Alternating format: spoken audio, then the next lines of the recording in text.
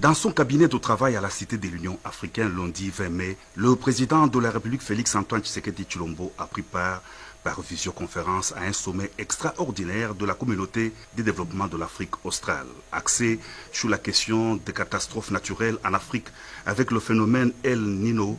Ce sommet de la SADC s'est aussi apaisanti sur la tentative de déstabilisation des institutions en République démocratique du Congo. Dans son communiqué final, la SADC a fermement condamné des attaques perpétrées le dimanche 19 mai par un groupe de terroristes nationaux et étrangers et a réaffirmé son opposition catégorique à tout changement anticonstitutionnel des gouvernements. Nouvellement accrédités en République démocratique du Congo, 3 ambassadeurs représentant respectivement la Hongrie, le Danemark et le Pakistan à RDC ont présenté tour à tour leur lettre de créance au président de la République Félix-Antoine Tshisekedi Tshilombo au cours d'une cérémonie organisée au chapiteau de la Cité de l'Union africaine. L'ambassadeur Zesol Meszaros de la Hongrie a été reçu le premier par le chef de l'État. Il est docteur en histoire avec une maîtrise en philosophie, pédagogie espagnole et un diplôme de premier cycle en économie internationale. Le diplomate hongrois exerce les mêmes fonctions d'ambassadeur au Kenya avec une résidence à Nairobi. Le Danemark sera représenté à RDC par l'ambassadrice Signe Winding Albejerg. Elle est résidente à Kampala, en Ouganda, où elle exerce les mêmes fonctions. Diplomate de carrière, détentrice d'une maîtrise en sciences politiques, Madame Winding a assumé les charges notamment d'attaché d'affaires à l'ambassade danoise à Dar es Salaam en Tanzanie et à Harare au Zimbabwe. C'était enfin au tour de l'ambassadeur Murad Bassir du Pakistan de présenter ses lettres de créance au chef de l'État. Il a une maîtrise en sciences de défense et en études stratégiques et un diplôme prédoctoral en master de philosophie et relations internationales. Le diplomate pakistanais représente aussi son pays en Angola, en Zambie et au Malawi. À la Cité de l'Union africaine, le président de la République Félix-Antoine Tshisekedi Tshilombo a eu des entretiens avec une dizaine d'ambassadeurs de pays membres de l'Union européenne accrédités en République démocratique du Congo, conduite par Nicolas Berlanga Martinez, ambassadeur de l'Union européenne à RDC. La forte délégation est venue renouveler le partenariat stratégique. Nous sommes venus renouveler ces partenariats pour encourager un dialogue franc et ouvert dans le sens des priorités relatives aux ambitions du président de la République pour son nouveau mandat, a déclaré l'ambassadeur de l'UE à RDC. Les ambassadeurs européens ont condamné toute tentative de déstabilisation de la RDC.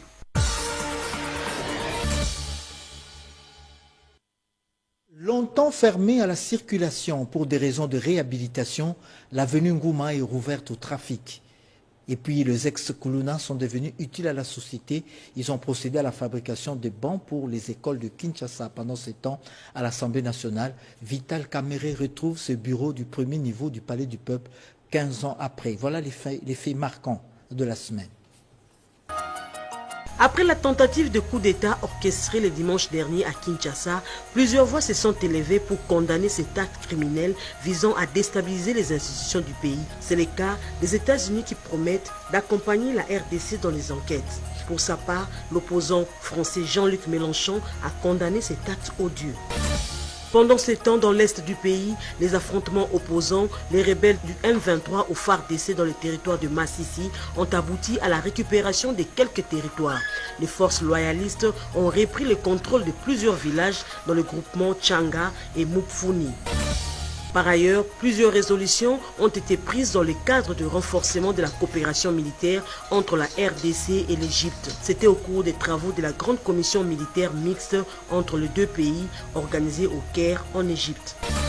Fumée blanche tard la nuit du mercredi à l'Assemblée nationale, Vital Kamerhe a été élu président du bureau définitif de la Chambre basse du Parlement. Une équipe composée de 7 membres, dont 3 femmes. La cérémonie des remises et reprises avec le bureau sortant a eu lieu le vendredi dernier. Dans son adresse, le président de l'Assemblée nationale a tablé sur quelques principes fondamentaux, notamment la collaboration, la transparence, l'efficacité et le respect. Parlons infrastructure, ouverture en début de semaine de l'avenue Ngouma dans la commune de Ngalema après les travaux de réhabilitation exécutés sur un tronçon de 5 km à béton armé, un ouf de soulagement pour les usagers de cette route.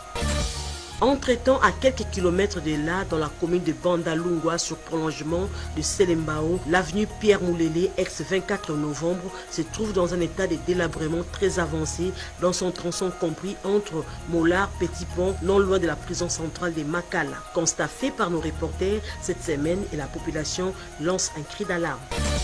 Célébration cette semaine de la journée internationale pour l'élimination de la fistule obstétricale. Il faut à tout prix une stratégie nationale pour l'élimination de ces fléaux. Ceci sera possible grâce à l'accompagnement des partenaires techniques et financiers. Autre actualité de la semaine, c'est cet appel de la Coordination nationale de la médecine traditionnelle pour les inspecteurs de police judiciaire aux praticiens de se conformer aux normes du pays. Numérisation des services publics et privés, le ministre de tutelle a dévoilé cette semaine les bâtiments du Centre des hautes études triomphales HET en sigle dans la commune de Lingwala, non loin du Palais du Peuple. Pour devenir utile dans la société, il faut seulement avoir la ferme volonté d'y parvenir. C'est la leçon à tirer de ces anciens Kuluna devenus bâtisseurs. Ils ont fabriqué 500 bancs de 3 places chacun remis à l'Institut Mokengeli d'Elemba. Enfin, la RTNC a la conquête des partenariats avec la Fédération des entreprises du Congo pour la couverture médiatique de ses activités. La directrice générale de la RTNC, Madame Sylvie Elengue, a été reçue en semaine par le président de la FEC, Robert Malumba.